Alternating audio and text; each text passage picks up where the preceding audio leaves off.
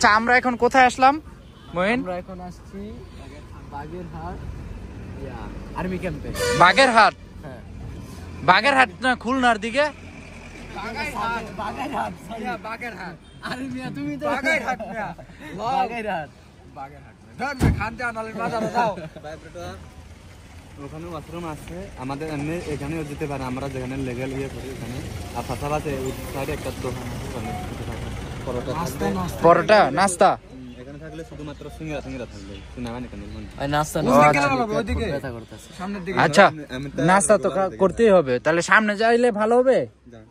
ঠিক আছে তাহলে আমরা চলে আসছি নর্থ বাগেরহাট। এটা হচ্ছে বাগাইরহাট হবে, ঠিক আছে? মহিন ভুল বলছে। তো আমরা বাগাইরহাটে এসে পড়েছি।